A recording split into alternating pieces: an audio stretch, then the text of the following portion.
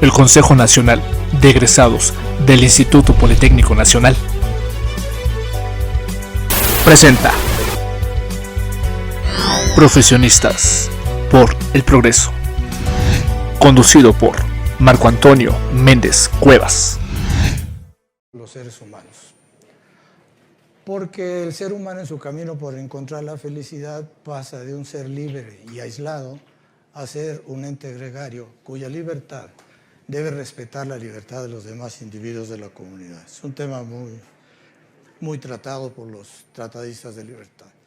Por ello se hace necesario establecer un pacto social para regir la conducta de los miembros de la comunidad mediante leyes o principios que permitan la convivencia. Lo mismo ocurre entre las personas, que es lo que tutela el derecho civil. De manera es que aquí se presenta el dualismo histórico que veremos a lo largo de toda la presentación. Lo habrán tratado en la mañana mucho, en la que se presenta la dicotomía entre lo que el pacto está planteando por el acuerdo de dos voluntades que plantean derechos y obligaciones, y surgen los incumplimientos por alguno de los dos no cumple su parte y es necesario entrar en un proceso de conciliación. Esta es la parte central de por qué se dan todos estos fenómenos, por qué están tutelados por la ley, la moral, las costumbres. De manera es que tenemos un sistema de normas que los seres humanos nos hemos planteado en términos generales, lo esquematizo de esta manera, con tres estancos diferentes: las normas jurídicas establecidas en un Estado de Derecho, las normas morales o éticas en usos y costumbres, y las convenciones sociales, la intervención de la sociedad. Y dejo como parte fundamental de estas normas las normas que competen a los profesionales que tienen que ver con el manejo de estas controversias. ¿Qué es un conflicto? Para saber qué vamos a resolver, qué cosa es un conflicto, voy a ir mencionando solamente las palabras fundamentales, dejando las citas en general. Para la escuela de Harvard es una contraposición de opiniones. Para la transformista, la escuela transformista, es un hecho inherente al ser humano. ¿Cuál es la diferencia con la controversia? Porque vamos a hablar aquí de solución de controversias. Vamos a dejar la parte de conflictos afuera porque eso suele ocurrir en ámbitos más bien jurisdiccionales que en ámbitos administrativos de conciliación. Entonces la controversia va a ser para nosotros un desacuerdo sobre puntos de derecho o de hecho, una contradicción, una oposición de tesis jurídicas o de intereses entre dos personas. En el caso que generalmente nos ocupa, entre un particular y la administración pública. Puede ser entre particulares también, obviamente. Ahí están las citas, para no tener mucho que poner en la bibliografía. De manera es que los medios alternativos, según los juristas, mi comadre Guadalupe Márquez, tiene que ver con tres procesos diferentes: una mediación, una conciliación y un arbitraje. En la obra pública son frecuentes los dos esquemas de abajo, la conciliación y el arbitraje. En esta presentación nos vamos a referir a la conciliación. El arbitraje, también como verán, lo permite la ley en el caso de las obras públicas. Finalmente, lo que andamos buscando después de los desacuerdos es una conciliación. ¿Y qué es una conciliación? En lo que vamos a plantear nosotros ahora. Es un método de autocomposición o heterocomposición de conflictos. Si interviene un solo perito, si interviene un perito tercero ya es heterocomposición, si no es autocomposición, con normas que fijan las mismas partes que están en el proceso de conciliación. De aquí surge la primera propuesta. Las conciliaciones entre dos entes que están participando en un proceso de conciliación tienen que partir de la intención de conciliar, de la buena fe, del hecho de que quieren realmente conciliar. Pero vamos a ver entonces, dentro del derecho público y privado, dónde entra esta conciliación que nosotros queremos hacer, si es algo eminentemente social o tiene que ver con todo el contexto legal, y como aquí se aprecia en la lámina, tiene que ver con todo el contexto legal. No está dentro de los tres poderes en donde generalmente las inconformidades tienen una solución. Cuando entre el Ejecutivo, el 17 constitucional, es el 95 de la Ley de Obras Públicas, en donde nos dice que en cualquier momento contratistas o dependencias pueden presentar ante la Secretaría de la Función Pública solicitud para conciliar.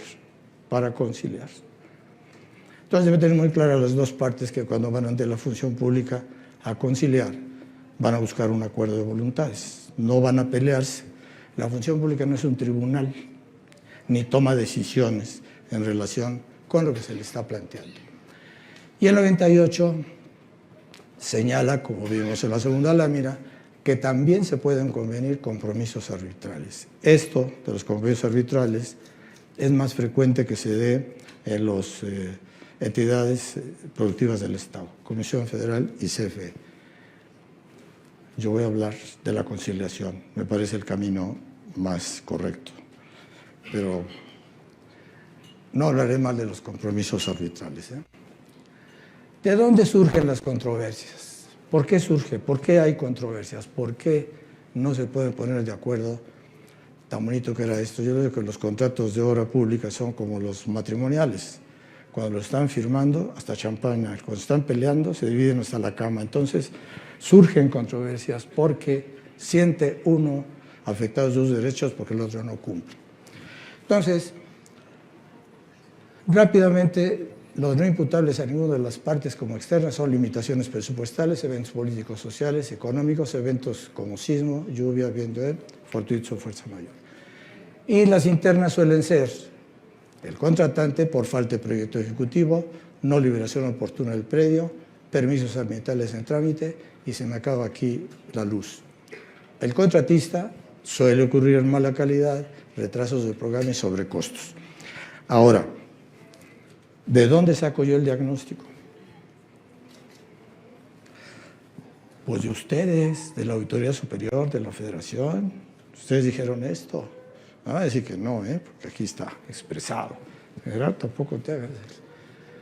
Dice, autorización indebida de precios unitarios, incorrecta autorización de ajuste de costos. ¿Verdad, Jorge?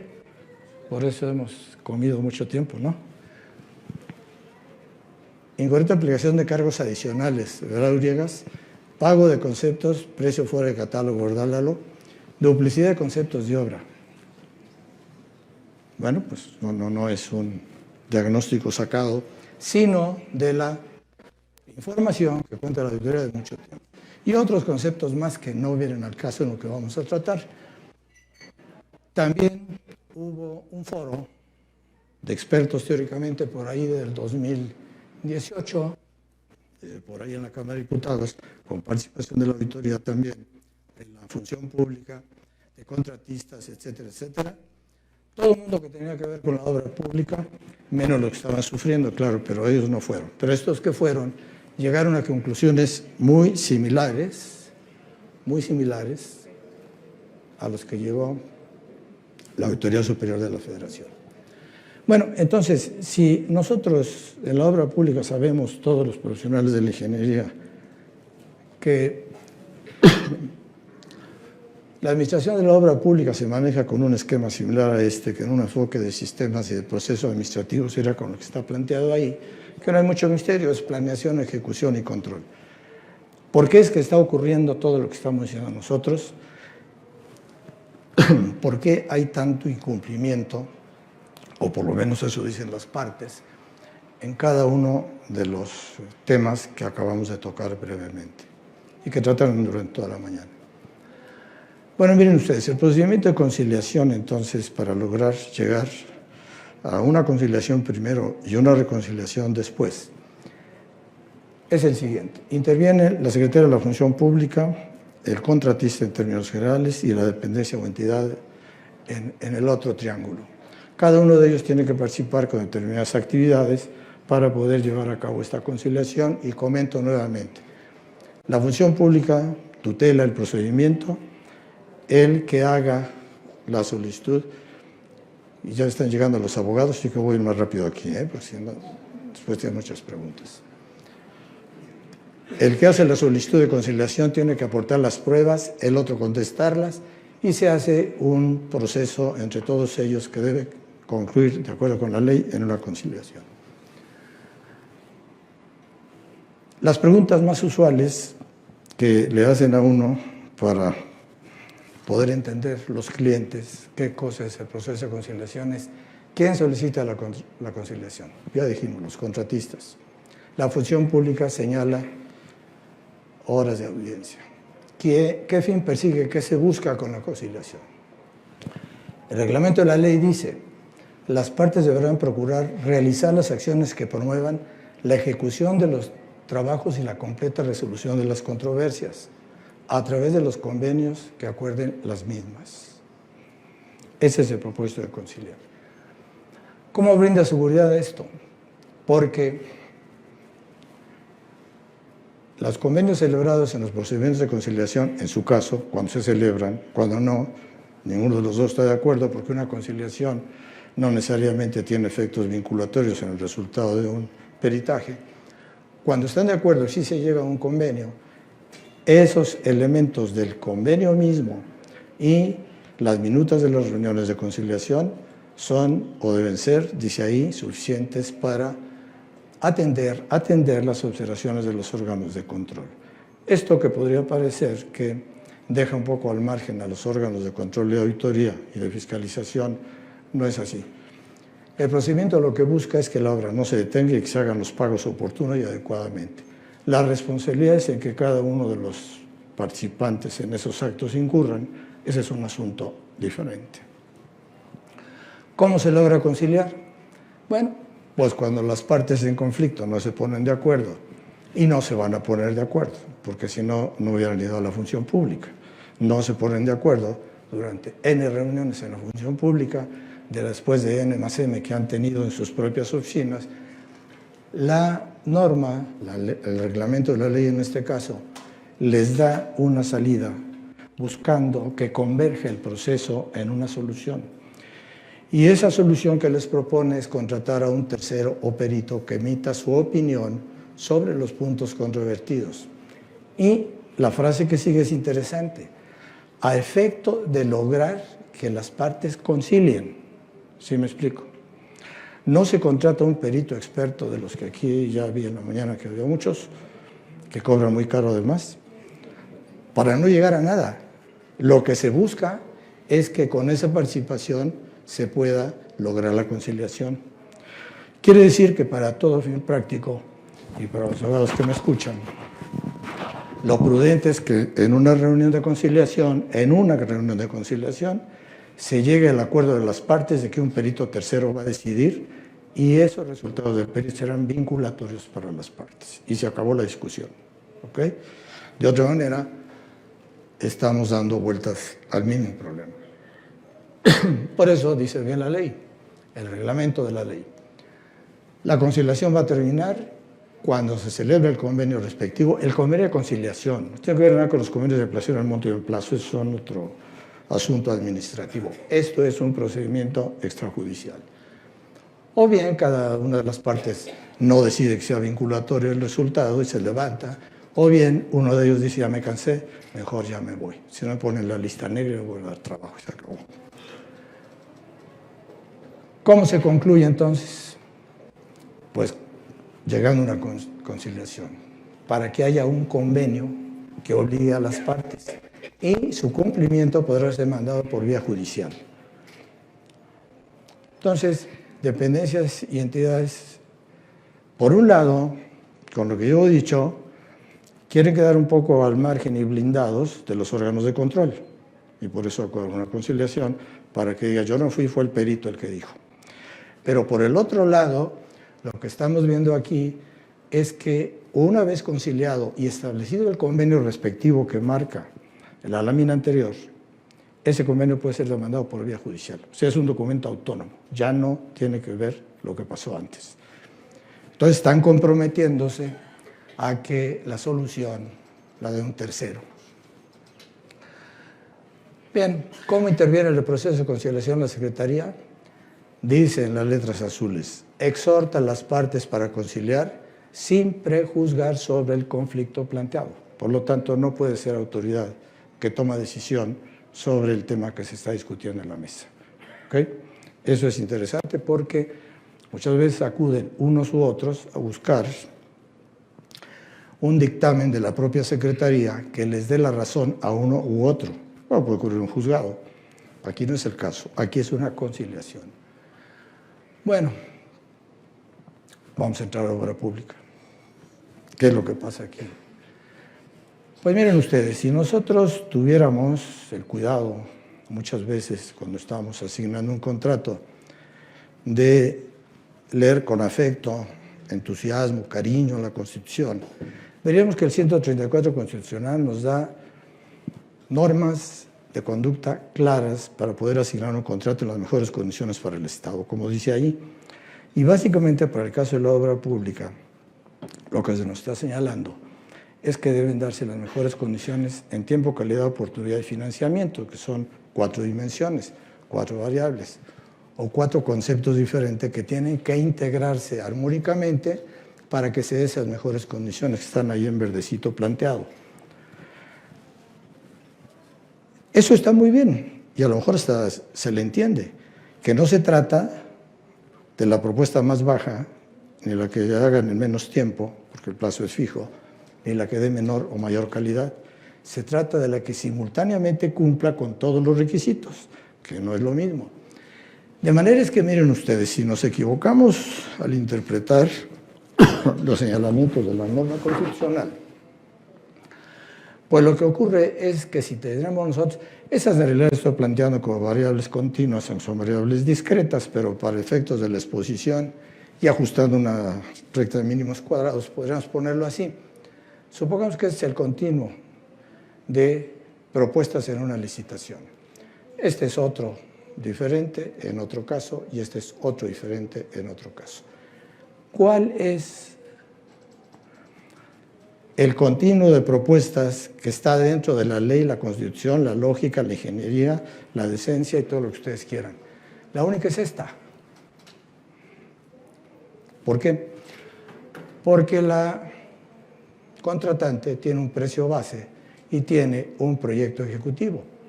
Si nosotros dejamos fijo el tiempo, que es el plazo de ejecución, la tercera variable aquí, ¿por qué? Pues porque el plazo está definido desde la convocatoria. ¿Qué le van a cambiar ahí? Eso no es una constante, ni siquiera es dato para esto. Y el financiamiento, hablaré aquí solamente del sector público y por lo tanto no es una variable más a considerar. Pues como ven ustedes aquí, la decisión debía tomarse con estos elementos. Si hay una licitación que haya tenido resultados como este continuo, esa licitación está mal hecha. Si nosotros se la asignamos a quien propone menor precio, pues resulta que no va a dar necesariamente la calidad. Es todo este continuo. Si nosotros se la asignamos a esta otra propuesta, pues resulta que esta tampoco, porque de repente el precio se va a disparar del presupuesto base que tenemos nosotros para poder cumplir con la calidad. Mira que esos dos son técnicamente insolventes. Y la Constitución dice que deberá cuidarse que se presenten propuestas solventes. ¿No es cierto? Ustedes dirán, no es cierto. No, sí es cierto. Así dice la Constitución. Propuestas solventes. Por lo tanto, esto debía ser declarado desierto. Y no lo es. Se lo dan a la propuesta más baja. Lo que quiere decir es que se la están dando a la propuesta más barata. Y en ningún lugar de la ley, reglamento, o alines, ni Constitución dice que se le dé a la más barata. Dice que se le dé a la que presente las mejores condiciones para el Estado. Bueno, después de tanto chismerío, vamos sencillamente a plantear ahí las normas, no en forma exhaustiva, pero al menos para que se entienda que el contexto a revisar en el caso de la normatividad legal de la obra pública es muy amplio. Al menos en rojo puse, pues, decía yo, los que tienen que ver con los proyectos que se desarrollan con recursos presupuestales. Los últimos serían con recursos, es complot. Allá sí, ¿verdad? Ah, no, sí, aquí también. Entonces, el ejercicio del gasto de inversión pues tiene que ver con el 134 como parte de la pirámide kelseniana hasta el final, en donde se dispone que hay precios, calidad, oportunidad y financiamiento que tenemos que optimizar. Y se supone entonces, decía la lámina anterior, que se optimizó durante el proceso de asignación contractual. Por lo tanto, cuando se va a hacer un peritaje de conciliación para ver que nuevamente recobre el equilibrio financiero ese contrato, se tiene que revisar todos estos aspectos: calidad, oportunidad y financiamiento. Y la calidad empieza por el proyecto ejecutivo. De manera que si no verificamos el proyecto ejecutivo, no sabemos de qué estamos hablando. La piedra angular de todo el proceso de asignación contractual y de ejecución de una obra pública, como aparecía en la lámina del proceso administrativo, es el proyecto ejecutivo. Si no hay proyecto ejecutivo, no puede haber costeo, ni programación tampoco. De manera que sin proyecto, todo lo que en adelante se diga será especulación. En esta lámina les dejo solamente una consideración de que entonces la aplicación de las normas legales que hemos revisado con alguna rapidez allí, más lo que mencionaremos de algunas normas técnicas, es indispensable que se fusionen, que se manejen una relación armónica para poder saber cuál es el reequilibrio en los contratos de obra pública que se ha perdido financiero por alguna razón. Aquí es donde entra el perito tercero, eso habrán platicado toda la mañana. Aquí viene ya el comercial, ¿no?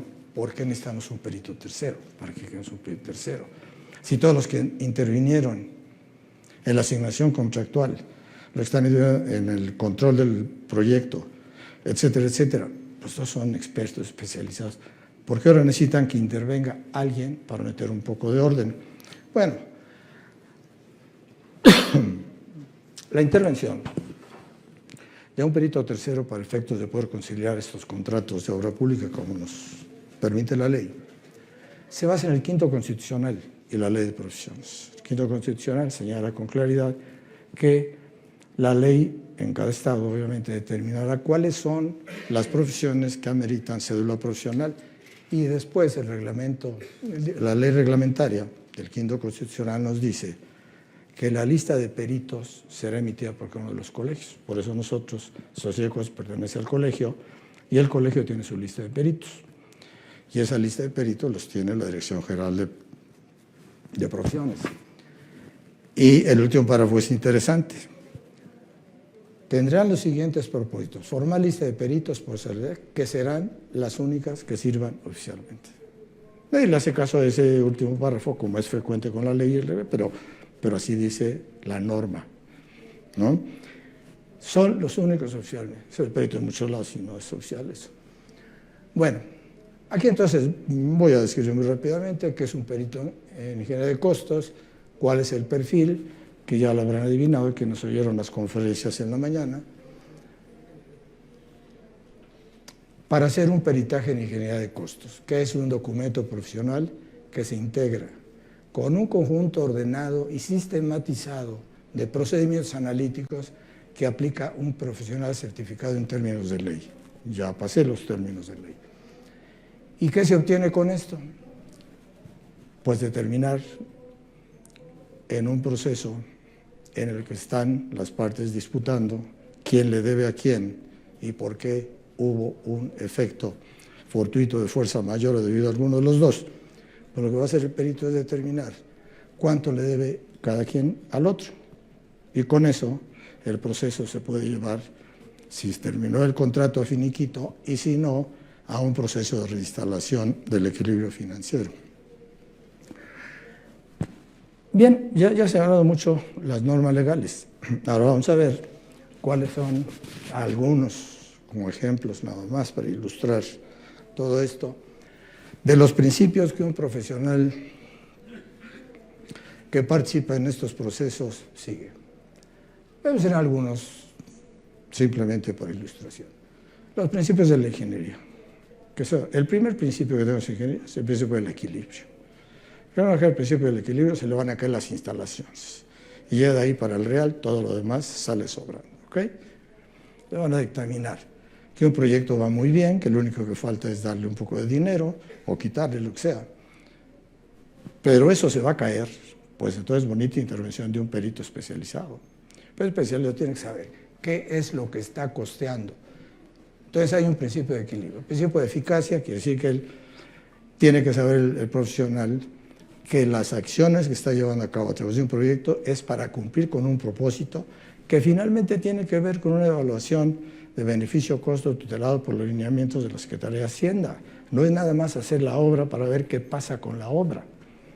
De hecho, cuando la obra sobrepasa un determinado tiempo o un monto asignado originalmente en el presupuesto, tiene que revisarse ese estudio de evaluación económica y social para tratar de reequilibrar ese proyecto, desde el punto de vista económico-financiero. Menciono otros. La conocida la navaja de Dogman, donde se invita a eliminar las hipótesis innecesarias y características más sencillas. En el Politécnico decíamos nosotros, para los problemas más complejos, buscar las soluciones más simples. Esa es una regla de oro para todos los que se dediquen a la investigación o a resolver problemas. Y el segundo teorema de incompletud de Gödel, o de Gödel, todo el mundo lo conoce, en el que dice que si se puede demostrar que un sistema axiomático es consistente a partir de sí mismo, entonces es inconsistente. Cuando las dos partes en conflicto se presentan y los dos tienen razón con sus propios procedimientos, medios y argumentaciones, pues quiere decir que los dos están mal, porque eso no puede ser. Es un principio elemental. Bueno, también menciono algunos principios de derecho, que no profundizaré, son como muy obligados y conocidos. La teoría de la imprevisión, fortuito fuerza mayor, y sobre todo, algo que es muy importante que necesitan recordar los participantes en un proceso de conciliación. Cuando van a conciliar deben considerar que ellos están participando en un pacto establecido entre dos partes que deben de respetar cada uno de ellos en los términos del contrato. Están en un pacta sunt servanda, o sea, lo que dice el contrato es lo que ellos tienen que respetar. No son autoridad uno, ni son sector privado del otro. Son dos participantes en un contrato administrativo que tienen que cumplir con lo señalado en ese contrato administrativo, a no ser que tenga vicios de origen y esté contra la ley, que está prohibido, por supuesto.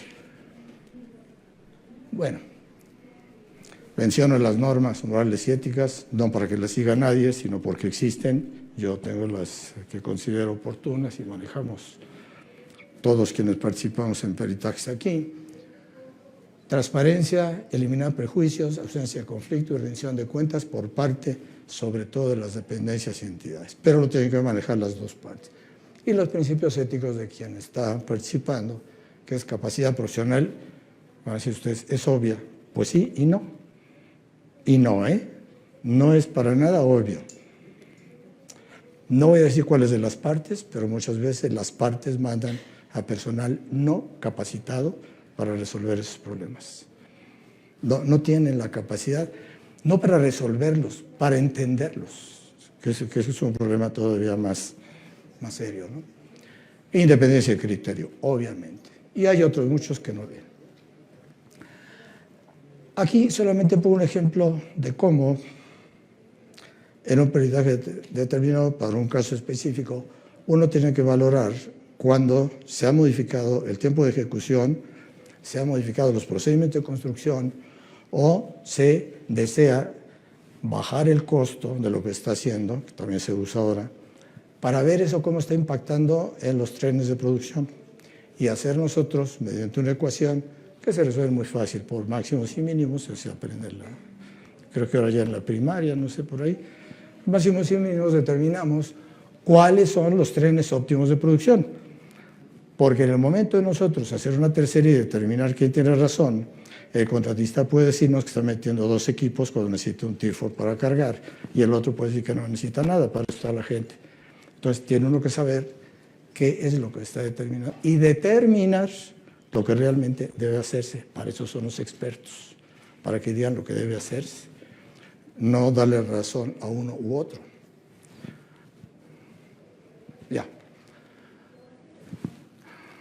Hasta allá quedemos lejos. Ahora vamos a hacer tantito para allá. Vamos a hacer tantito para allá. Para que vean que también aquí se oye. Aquí hay un ejemplo que trató, yo creo, Carlos en la mañana, pero solamente quiero mencionar que los cambios indirectos están perfectamente permitidos, como dice aquí, en la ley y en el reglamento. ¿Qué son los indirectos? Los gastos fijos, los gastos que no tienen que ver directamente con la producción, sino con la resolución de toda la obra, de todo el proyecto. Los gastos fijos pueden cambiar por diversas razones, que habrán visto con detalle por la mañana, y la ley no los está permitiendo. Entonces, hay que revisar una serie de factores, empezando por la planeación, siguiendo con la ejecución, para ver cuáles son las razones que nos están planteando. No profundizaré mucho, pero solo el ejemplo nos quiere decir que el hecho de que aumente solamente el tiempo de ejecución de los trabajos no necesariamente quiere decir que por eso aumente el monto del indirecto. Aquí el tiempo se fue al doble y los indirectos siguen siendo los mismos. ¿Por qué? Porque el factor de indirectos sigue siendo el mismo y el monto no se modificó. ¿No es cierto? Fácil, ¿no?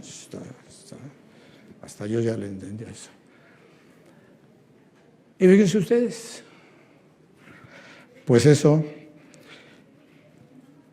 hay jurisprudencia, ¿para qué decir una tesis aislada, me parece? Hay tesis aislada al respecto. Dice en rojo, en el evento que se extienda el plazo por causa no imputables al contratista, esa circunstancia hace procedente su reclamo. Aunque yo quisiera como perito no darles, la jurisprudencia me está obligando a considerarlo. ¿De acuerdo?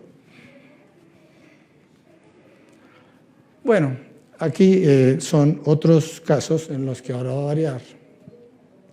Tal vez el monto con un porcentaje de indirectos igual.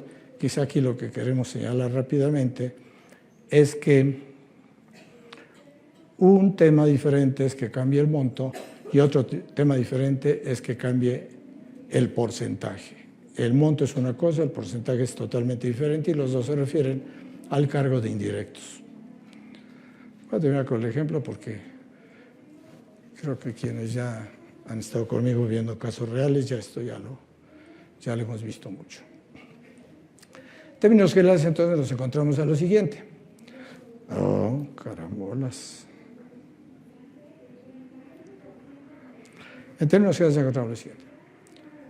El contratista generalmente dice que sus indirectos se subieron en monto. El ente que lo contrató dice que no, que los indirectos siguen siendo los mismos. Y hay que tomar una determinación con perito tercero. Aquí al revisar nos damos cuenta que el monto original sí se modificó. Por lo tanto, al modificarse el monto original y siendo el mismo porcentaje, pues evidentemente el monto final es diferente y a favor del contratista.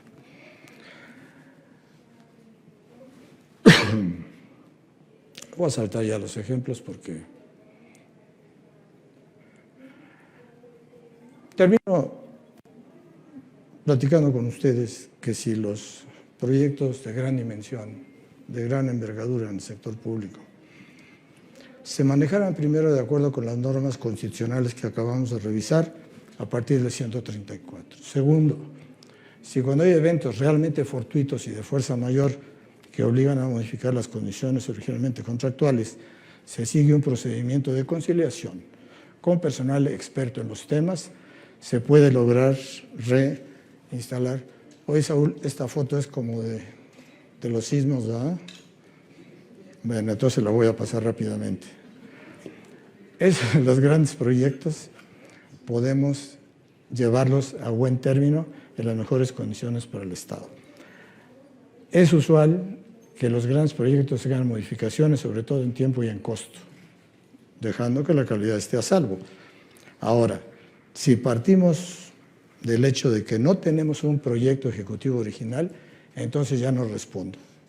Eso ya no tiene remedio. Eso está muerto desde el principio por necesidad.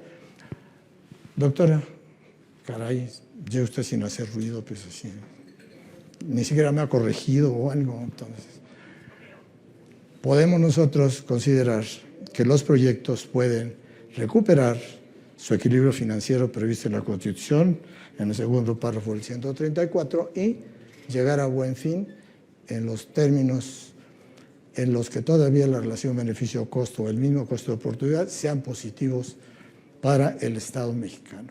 Recuerden ustedes que la Constitución maneja el Estado, la nación, y estos conceptos a veces un poco mezclados, pero cuando se refiere en el 134 a lograr las mejores condiciones por el Estado, se refiere a esto, se refiere a que finalmente los contratistas obtengan una justa ganancia, que el sector público cumpla con sus obligaciones de tener a tiempo los proyectos y que la población salga beneficiada. Eso es el Estado. Bien, bueno, los menciono por mencionarlos, no los voy a criticar, nada más los estoy señalando. El ingeniero habló mal, no, yo no hablé mal de nadie, conste. Bueno, concluyo nada más. Entonces, ¿cuáles son las características de la cancelación en el caso de la obra pública y por qué sugiero que la mayor parte de los conflictos o desavenencias se lleven a este procedimiento? Hay un acuerdo de voluntades. La Secretaría de la Función Pública garantiza un proceso apegado a la legalidad, que es un principio elemental que no mencioné, pero pues es obvio que cuando participa la administración pública tiene que apegarse el proceso a un principio de legalidad. Las partes se ajustan al principio del pacto sunt servanda para garantizar igualdad de oportunidades ante la ley. Cuando se presenta un proceso de conciliación, no hay autoridad y hay contratista. Hay dos personas que firmaron un contrato, en el caso de dos personas morales, que necesitan concluir ese contrato en las mejores condiciones para el Estado. Y para eso es la conciliación. ¿Sí me explico ahí? Ese es un tema a veces que no se resuelve fácil. Las partes deciden la oportunidad de la resolución, es decir, las partes deciden si siguen conciliando, si no, si contratan al perito tercero y se levantan. Eso es algo que compete a las partes. La función pública solamente está tratando de ser facilitador, en este caso, del proceso. El perito tercero, las partes eligen un perito tercero para solucionar el conflicto en definitiva. Es decir, fíjense, si la administración pública acepta contratar un perito y finalmente no acepta que su resolución sea vinculatoria para efecto de resolver el conflicto, entonces lo que está haciendo es pagar un servicio que no debería pagar. ¿Por qué? Porque el peritaje lo tiene que aceptar o no aceptar. Si lo acepta, ya fue vinculatorio. Si no lo acepta porque lo está criticando. Y si lo está criticando, ¿para qué lo contrató? Eso es un daño al Estado. Contratar un servicio que no debió haber contratado nunca. El perito tercero certificado en términos de ley aplica las normas legales, técnicas y éticas y emite un dictamen. En un promedio de 3 meses máximo se están resolviendo los conflictos. Sí, ¿verdad? Más o menos en 3 meses los hemos resuelto todos. Y se logra recuperar el equilibrio financiero de la obra. Y se atiende, por supuesto, lo asentado en el 17 que nos permite los medios alternativos de solución, el 25 por lo que tiene que ver con la planeación del desarrollo económico por parte del Estado y el 134 que tiene que ver con el ejercicio de los recursos disponibles por la Federación en los estados. Señores, es todo lo que les puedo decir por lo pronto, porque lo demás ya cuesta. Entonces, gracias. Lo demás hay que pagar.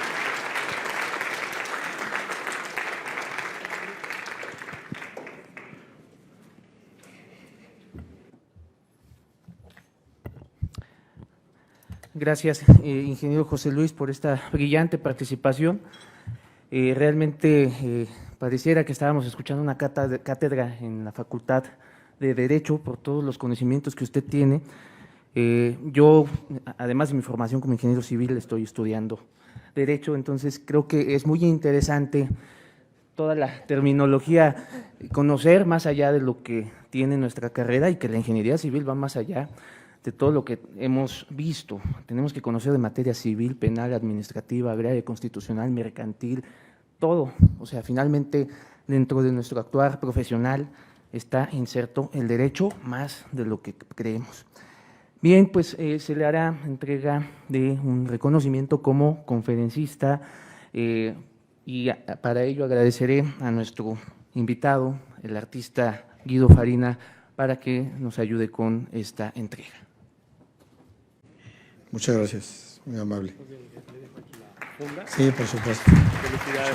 Un fuerte aplauso a nuestro conferencista y hago dos menciones adicionales de invitadas que nos acompañan. La presencia de las mujeres siempre en este colegio es muy, muy importante para nosotros. Presente la doctora María de la Luz Mijangos Borja, titular de la Fiscalía Especializada en Combate a la Corrupción de la Fiscalía General de la República.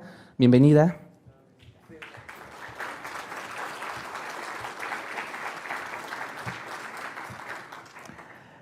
Y la contadora pública, Araceli Pittman. También muchas gracias, contadora, por acompañarnos.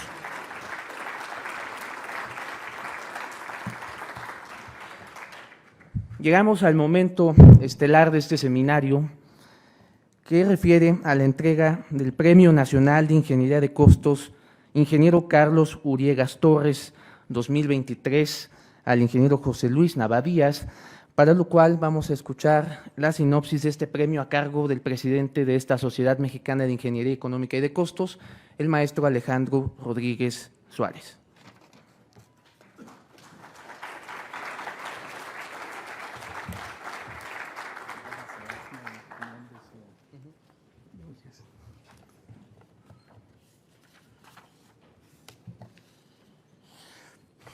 Muy buenas tardes. Este discurso sobre la importancia de este gran premio, en este caso que refleja la esencia de la ingeniería de costos, Premio Nacional de Ingeniería de Costos Carlos Uriegas Torres 2023, pues viene a través de un gran profesional en este sentido que fue el ingeniero Carlos Uriegas Torres, un ingeniero civil con formación en México y Estados Unidos de América, donde se estableció en México como ingeniero de servicios en Pemex, diseñando dentro de Pemex un órgano de inspección y verificación. Además de diseñar cuidadosamente la gerencia de inspección y verificación, se dio a la tarea de investigar los conceptos internacionalmente usados para este propósito, así que de inmediato inscribió a su equipo. Entre ellos me di la tarea de poder documentar mucha de esta información de Constitución y me permito citar en estas memorias al ingeniero Melesio Gutiérrez Pérez, primer secretario del Consejo Directivo, donde estos personajes tan importantes fueron, en este caso, adentrándose en el tema de costos, se afiliaron a la ACE International, entonces Asociación Americana de Ingeniería de Costos, y se creó el Departamento de Ingeniería de Costos en la Gerencia de Proyectos. En 1968, el grupo encabezado por el ingeniero Uriegas, comisionado por Pemex a la reunión nacional de esta asociación, fue muy interesante encontrar un espacio cedido por ACE y se encontraba el PMI, en este caso, que posteriormente se separaría y es lo que hoy en día es en referencia y en el 69 se constituiría. Cabe destacar que el ingeniero Uriegas fue el fundador del capítulo de PMI en México. Después de esa importante visita a Estados Unidos se empezó a hacer la promoción de la ingeniería de costos en otras dependencias.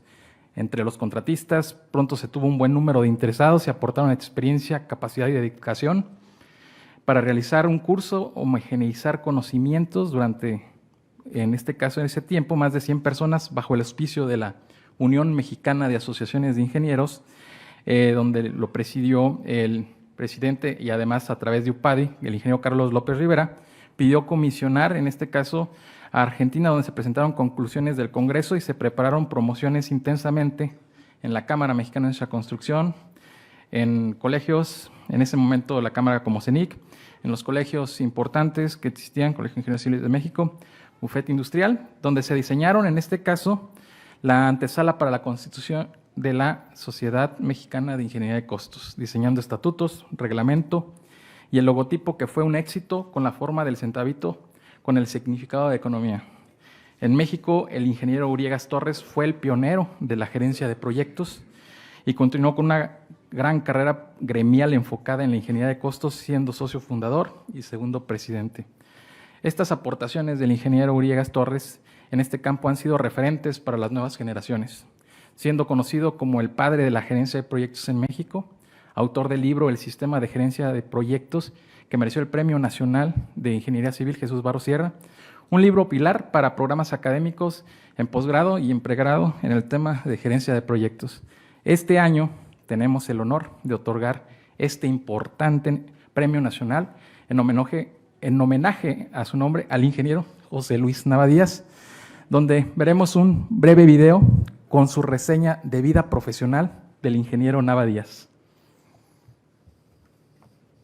Nacionales e internacionales, y ha participado en diferentes entrevistas en medios de comunicación sobre temas relativos a la planeación, gerencia, control, supervisión, ejecución, pago y auditoría de proyectos de obra pública.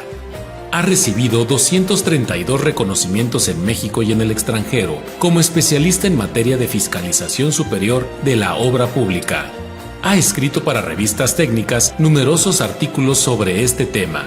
Es autor del libro La Fiscalización Superior y otros temas, del texto La Contratación Pública dentro del Sistema Nacional Anticorrupción, publicado por la UNAM, coautor de los libros Creceremos sin Ingeniería Civil, Planeación Estratégica de la Infraestructura 2010-2035, Normas de Ingeniería de Costos en la Construcción y 3 ingenieros en Dimensión.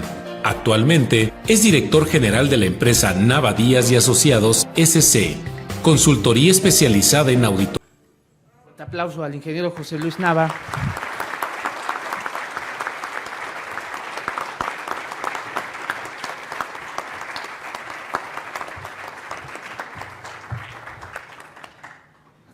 Gracias a todos. Se incorporan a nuestro honorable presidium las siguientes personalidades: el ingeniero Raúl Erasmo Sánchez Rubio, titular interino del Consejo Técnico de la Unión Panamericana de Asociaciones de Ingenieros.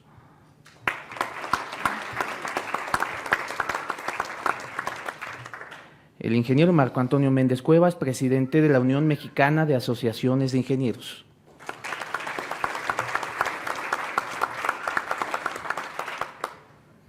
Y el ingeniero Carlos Uriegas Avendaño, hijo del ingeniero Carlos Uriegas Torres.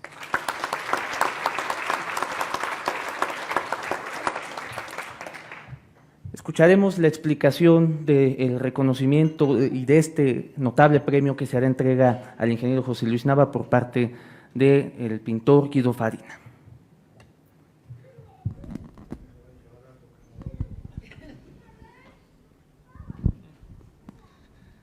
Muchas gracias, un saludo a todos y con gran honor preparé un pergamino sumergido en café que representa el reflejo de su mirada, de su compromiso, con trazos de lápiz, con líneas tipo huellas digitales, donde muestran este compromiso de equilibrio, pero sobre todo de pasión por un desarrollo, por los proyectos, por la vida, por la ingeniería, y asimismo un ícono que nos muestra este respaldo donde sus huellas digitales son marcadas con este equilibrio. Es un pergamino de café sellado con lacre, donde se muestra también el logotipo de la sociedad y asimismo el reflejo de su mirada. Es un honor ser el pintor plasmando este pergamino tan especial. Muchas gracias.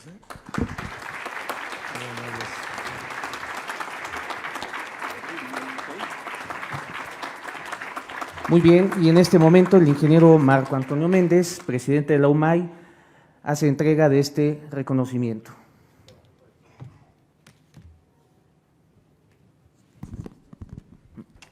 Ahí tiene el otro.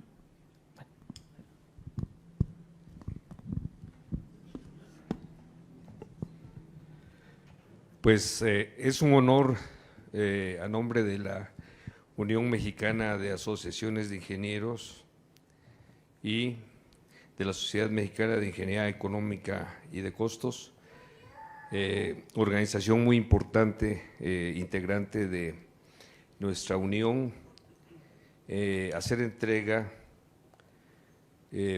al ingeniero José Luis Nava Díaz